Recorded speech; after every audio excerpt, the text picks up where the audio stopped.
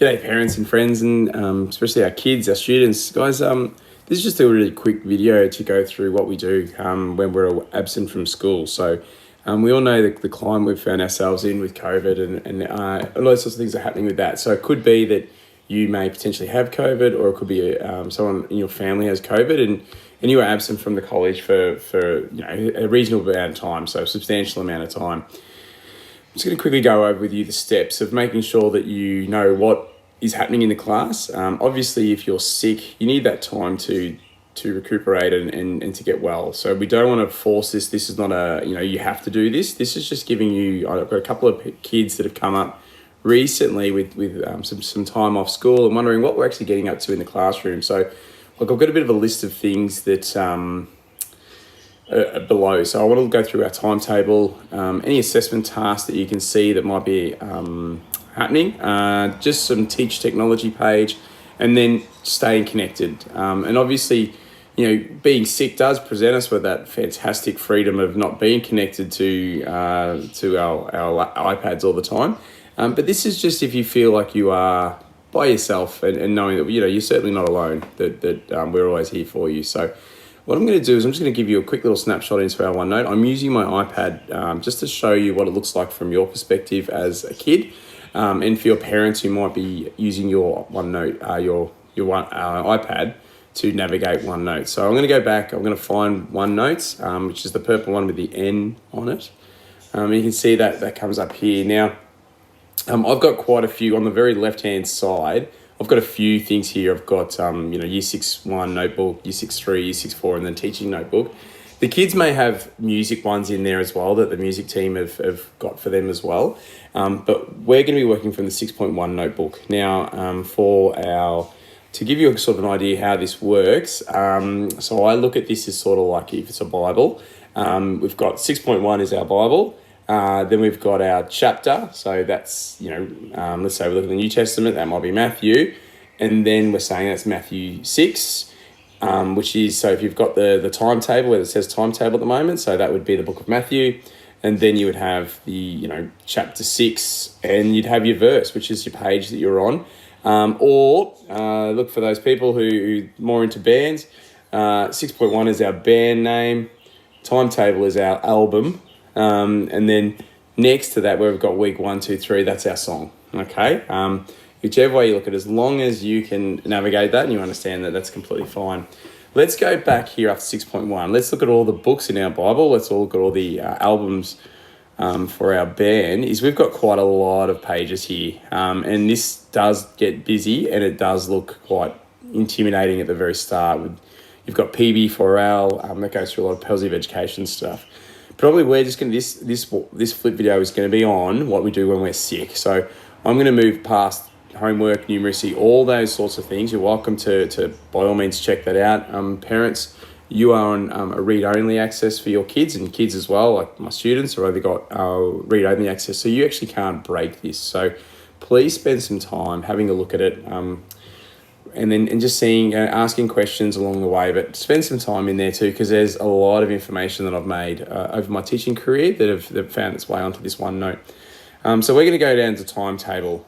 So we're sick. We've had 3 days off school already. We're just starting to think, I'm sure school's been going on without me. What have these guys been up to? So we're in term 3 at the moment. You can see that every single term is there, term 1, and all the weeks there for each term. I'm going to go to week 3. We've just finished week 3. I'm about to prepare week 4 for everyone. And you'll see a very rough outline of our week. So you'll see that Monday is, we've been doing a lot of stuff on Mechanica. And this week we started looking at the assessment task for Mechanica. So I think that can be intimidating for some of our little people when they see assessments there and they think, I'm missing out on assessment tasks. So I'm going to show you what we do in just a second. But if you look through that, you can see all the activities and the subjects that we're doing during the week with their lessons that are copied there as well. Now, this is 100% a rough guide. Sometimes I will throw in, like this week, I did a little bit more religion. On Friday, we did some religion rather than doing fractions assessment, just because so many kids were away.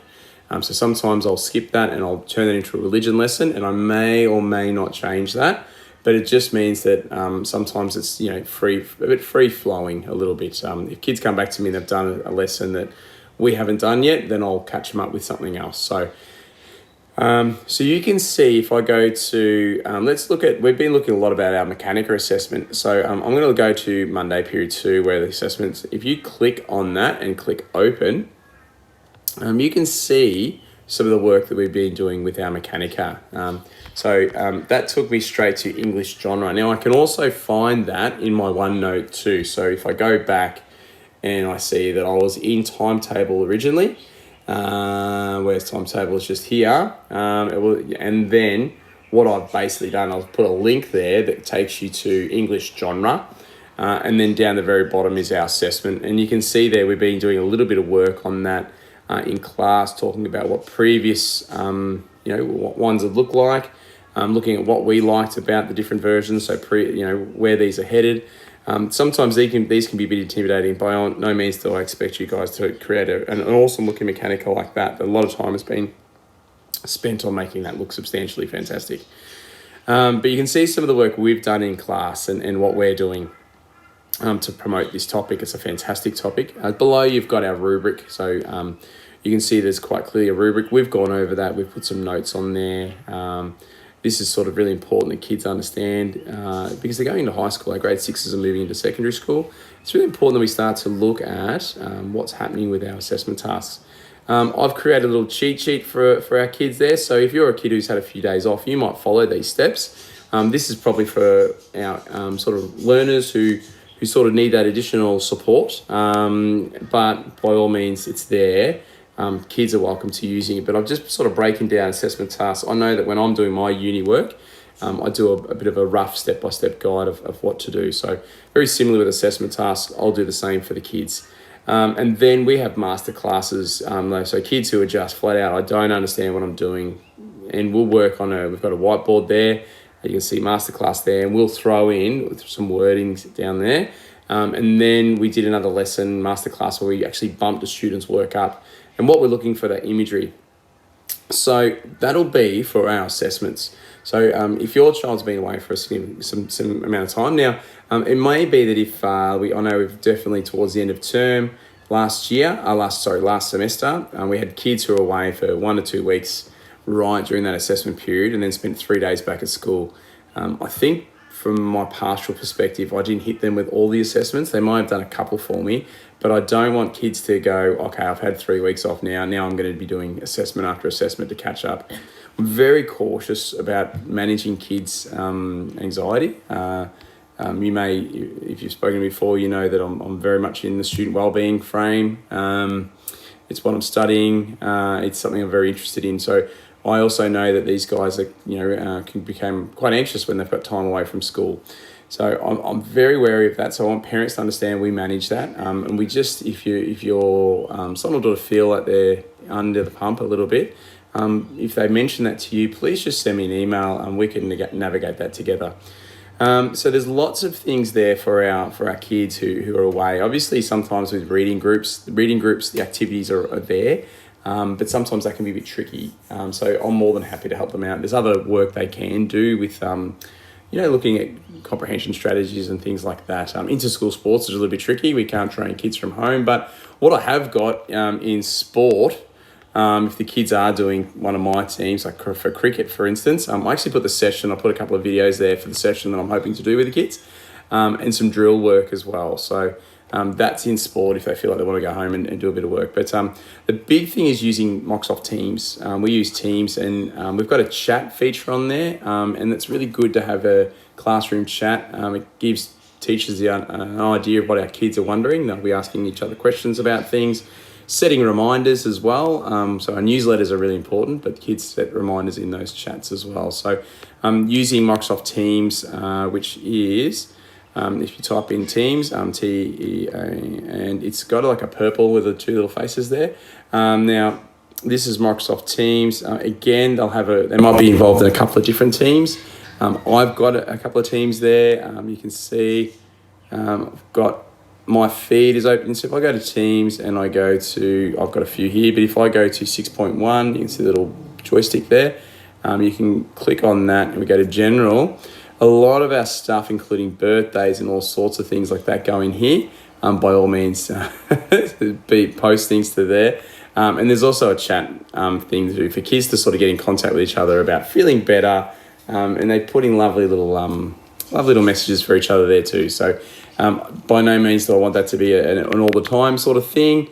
But it's just about giving kids that opportunity to do that. So I've talked about timetable, talked about assessment tasks, teach technology, and staying connected. OneNote has gifted us the opportunity for our kids to stay connected. We call OneNote the second teacher in the room. But by no means do we want to force this on kids. We want kids to be home, having fun, enjoying their time with you as well. And if they're sick, they're sick. But just in case we've got some pretty nervous kids out there, anxious kids out there who are wondering what's happening in school, they've now got access to that. By all means, as always, if you've got any questions, concerns, thoughts or ideas, love you to share them with me.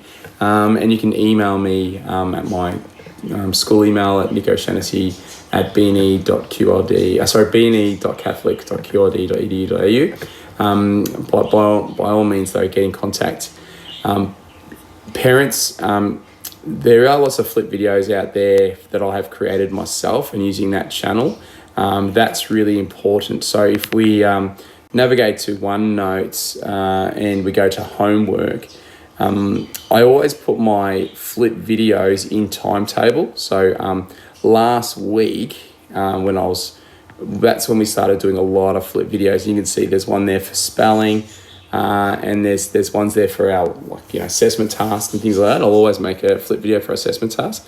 But if you go to homework, and if your son or daughter are struggling with the maths concepts, inside my homework, there's always a link to my page just at the top here. So you've got my flip video, number 2, my flip video, Microsoft Stream, and that takes you straight to my Microsoft channel. Now that is locked behind the kids' login details. I do have a YouTube one as well that I'm happy to share with you if you'd like, but my advice would be that, I would probably have my kids log in on my laptop at home using their BCE username and password. That means you can stay covered. You can stay in what's going on. So you can check through their OneNote and stay up to date with Teams and things like that. So you can actually use their username and password on other devices too, just to stay engaged and stay up to date with all the little movements of the college. By all means, please send me an email. Thank you so much for listening. I'm sorry it's longer than I anticipated. Okay, take care.